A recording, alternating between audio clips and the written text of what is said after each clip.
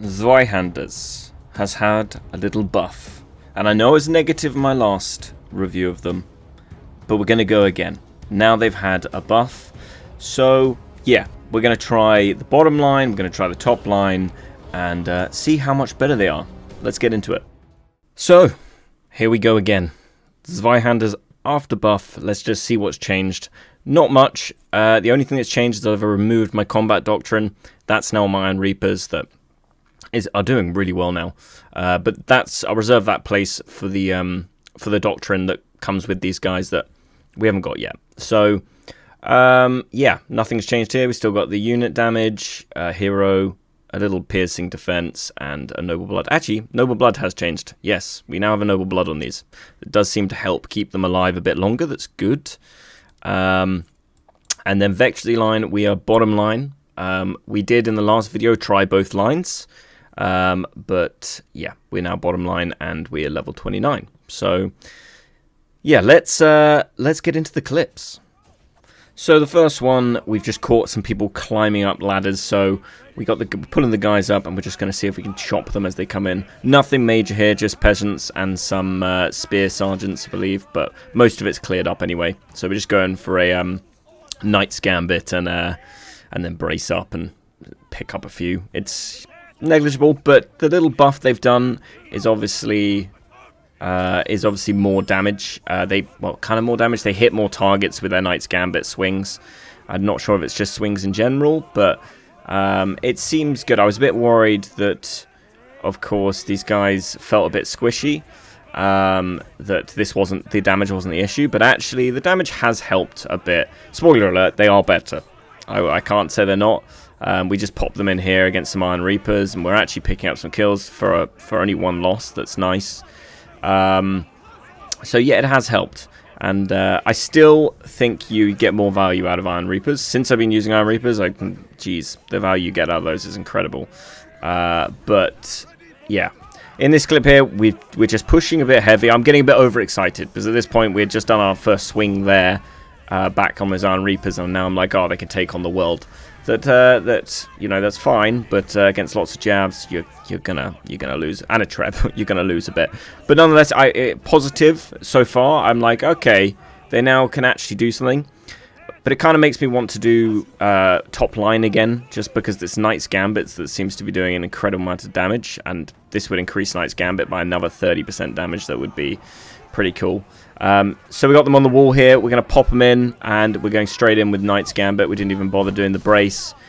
Straight on these Janissaries here. Up to 40 kills. I think I had 27 with Claymores before this. We're going to put them in this room and then brace them up, and that's going to obviously give them their nice little heal. Being their bottom line, it's a lot faster at putting them back to full health. So that is quite a nice little perk with these guys. There's no need for the supply point.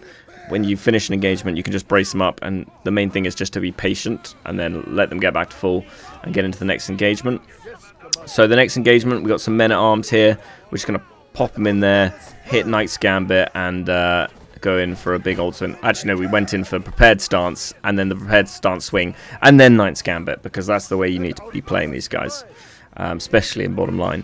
And it was successful. We didn't lose too many. I mean, I think these guys are definitely best to be played in sort of a kind of a death ball, but at least having another unit there to soak a bit of damage that is seems quite necessary. Against men-at-arms here, we've got the Knight's Gambit going off, and it's did a nice bit of damage. We took a bit of losses, but again, I still think men-at-arms, Iron Reapers are better value than these guys. Nonetheless, these are fun. I'm having a better time with them, a much better time. I wanted to shoot myself with the last time I used these. Catch some guns. Caught some guns out in the open. That's nice. Slash away at those, and yeah. Now we're gonna head down to the supply. And I caught some Imperial Spears heading over there, so we're going to go take a little look and see if we can destroy them. Unfortunately, we just don't seem to have the damage to do this. There are some men-at-arms there as well that obviously come straight in and start putting out some hard damage. But yeah, we get a few off. We actually survived longer than I thought we would with men-at-arms there, and we get killed. Moving on, the clips do get progressively better as we get more used to them. We got some mooshes here. We're gonna go straight into Knight's Gambit. Boom, boom. Yeah, that is satisfying. I love the way they swing. It is really, really nice to watch, and it feels like you're doing impact. Sometimes it feels like you're doing a lot more than you're actually doing. I don't know if anyone else has experienced that, but yeah, sometimes it feels like you're doing a hell of a lot more than you're actually doing. Here we're just obviously going for a push through the breach here. We're bringing the Zweihanders down, and there's a few things hanging around. And we're going to probably go straight in with Knight's Gambit again, just because there's nothing, don't really need to brace here. And it picks up some heroes. These guys are incredibly good at just suddenly picking up a hero from nowhere. So now we're going to go into the Stalwarts over here. We're going to pop these in over there, go in for the prepared stance, and then in a second go in for the prepared stance swing. It'll be, and it picks up another kill. But as I said, if you look at the kills when they're actually swinging, you'll see a lot of damage on screen, but not always a lot of kills. But here we do actually pick up a few. Grab that hero again, that swipe. Getting in there nicely, and those Madao have seen the end. That is nice. They do really well against Madao, actually. Anything without a shield. I mean, that makes sense that they would do well against anything without a shield. But yeah, prepared stance again, getting a little bit of a heal back, and it now looks like we're going to go for a little push up front. That the one thing I would say to avoid with these guys is halberdiers. Halberdiers eat these guys for breakfast. That is kind of hard because there's a lot of halberdiers. But we're going to pop them in here, and you'll see if you watch them, they just suddenly start melting. We've gone for prepared stance. We've done the prepared stance swing, and now we're going into Knight's Gambit. We're doing a lot of numbers, not all numbers coming up. We're up to 61, but now we start losing them very quickly, and we've dropped down to 7, unfortunately. That just happens. But, down to the last 3 there, and we're just going to brace them up and then just see what comes of it. But unfortunately, they're going to get themselves wiped. So, as I was playing, I unlocked the new doctrine for them, their Pacific Doctrine, that obviously reduces their Knight's Gambit by another 4 seconds. That I thought was a bad doctrine, but actually it's pretty good if you take top line. So I decided to go back to top line in these last few clips. This will be top line. And yeah, they shine. Because when you go top line, you get another 30%. Knight's Gambit, you get reduced cooldown, a bit of extra health that obviously takes their health up a bit higher than it is before. That it's not that noticeable, but it's nice, I guess. And then obviously we have what's down here, extra prepared stance, a bit more health. But yeah, this makes quite a difference. They become a bit more of a heavily armored Musha, I would say.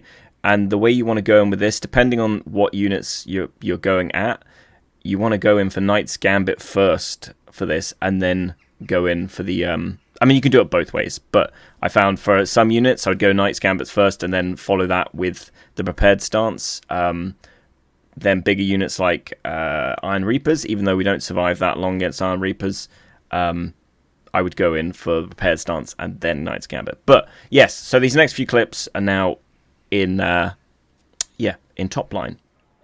So here we go, top line Zweihanders, and this was so much more enjoyable for me than bottom line. I know it's all going to be personal preference. You prefer bottom line, prefer top line. For me, top line just worked so much nicer because you use them slightly more aggressively. Yeah, they can die, but it is much more of a Musha playstyle.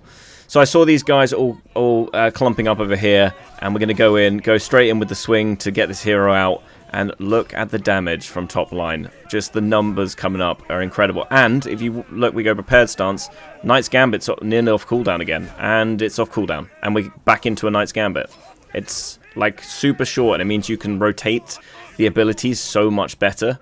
It keeps them safe. It actually keeps more by, I guess, being more aggressive and having more attack, I feel like I can keep them alive longer because they're not just standing there with no abilities going off.